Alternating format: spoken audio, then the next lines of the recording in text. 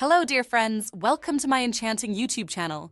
Join me in this video as we delve into Cleopatra VII Philopator, Queen of Egypt. Lover, mother, ruler. Her story is one of ambition, tragedy, and fascination. Cleopatra was born in 69 BC into the Ptolemaic dynasty. The Ptolemies were of Greek origin, descended from Ptolemy I Soter. Cleopatra was to be the last of their line. A shrewd politician, skilled diplomat, and ruthless leader, navigating a world on the brink of change, Cleopatra's childhood was steeped in the luxury and intrigue of the Egyptian court.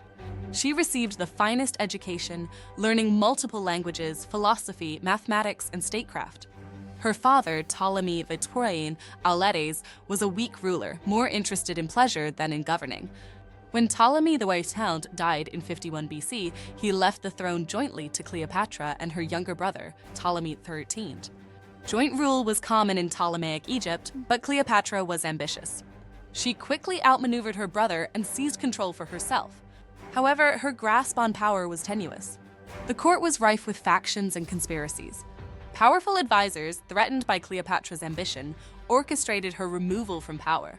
She was forced to flee Egypt, seeking refuge in Rome. But Cleopatra was not finished.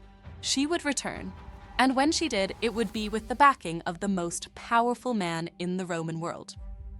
Cleopatra sought the support of Julius Caesar, the Roman general who had recently emerged victorious in a civil war.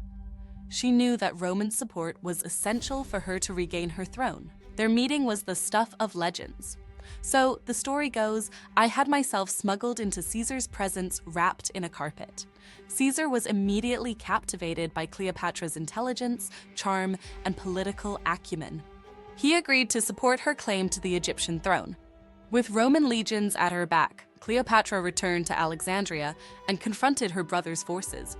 The ensuing conflict, known as the Alexandrian War, was brutal and bloody, but Ptolemy XIII was defeated and killed, and Cleopatra was restored to power. To solidify her position, she married her even younger brother, Ptolemy XIV. But her true allegiance was to Caesar. Their relationship was as much political as it was personal. Cleopatra bore Caesar a son, Caesarion, whom she hoped would one day rule both Egypt and Rome. Cleopatra's alliance with Caesar proved to be both a blessing and a curse. It secured her hold on Egypt, but it also made her a target of Roman enemies. When Caesar was assassinated in 44 BC, my position became precarious. Rome was plunged into another civil war, this time between Caesar's adopted son Octavian and his former general Mark Antony. Cleopatra, seeing an opportunity to secure Egypt's future, allied herself with Antony. Their relationship, like that with Caesar, was one of political expediency and passionate love. Antony, smitten with Cleopatra, showered her with gifts and favors.